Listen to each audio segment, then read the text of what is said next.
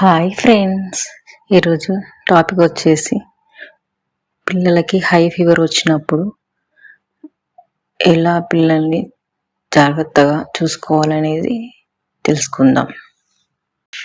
99 degrees Fahrenheit దాటిందంటే అప్పుడు ఫీవర్గా consider చేస్తారు. Up to 99 వరకు కూడా అది నార్మల్ టెంపరేచర్గానే కన్సిడర్ చేయాలి. పిల్లలకి ఫీవర్ అనేసరికి పేరెంట్స్ అందరూ టెన్షన్ పడిపోతుంటారు. 100 వచ్చిందంటే ఇంకా టెన్షన్ అయిపోతుంటారు. పెద్ద భయపడాల్సిన అవసరం లేదండి. ఇంట్లోనే ఉండి కూడా మనం పిల్లల్ని జాగ్రత్తగా చూసుకోవచ్చు. అది ఎలా అనేది నేను డీటెయిల్గా చెప్తాను. ఫస్ట్ మనం ఎప్పుడు కూడా థర్మామీటర్ అనేది మనతో ఉంచుకోవాలండి.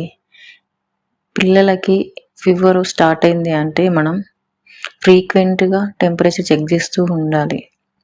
టెంపరేచర్ బిలో 100 ఉంది అంటే మనం పెద్ద టెన్షన్ పడాల్సిన అవసరం లేదు, అది నార్మల్ ఫీవరే.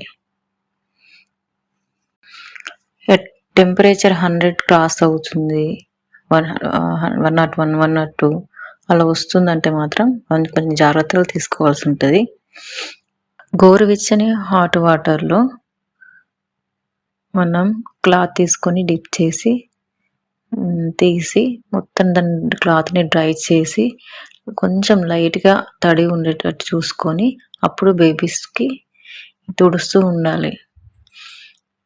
టెంపరేచర్ చెక్ చేస్తూ ఉంటూ ఎప్పుడైతే టెంపరేచర్ 100 దాటుతుంది అని అంటే అప్పుడు క్లాత్ తోటి తుడుస్తూ ఉండాలి. ఎవ్రీ 6 అవర్స్కి డాక్టర్ సజెస్ట్ చేసిన పారాసెటమాల్ సిరప్ని వేస్తూ ఉండాలి. ఆ ఎంఎల్ డాక్టర్ అయితే ఎంత ఎంఎల్ అయితే సజెస్ట్ చేస్తారో అంత ఎంఎల్ మనం కిడ్కి ఇవ్వాల్సి ఉంటుంది. మనం ఎప్పుడూ కూడా కిడ్స్కి కొన్ని బేసిక్ మెడిసిన్ అనేవి క్యారీ చేస్తూ ఉండాలి. ఎక్కడికి వెళ్ళినా కూడా అదొకటి, థర్మామీటర్ ఒకటి, పారాసెటమాల్ ఒకటి, కోల్డ్ ఒకటి, ఈ మెడిసిన్ అనేవి క్యారీ చేయడం చాలా బెటర్.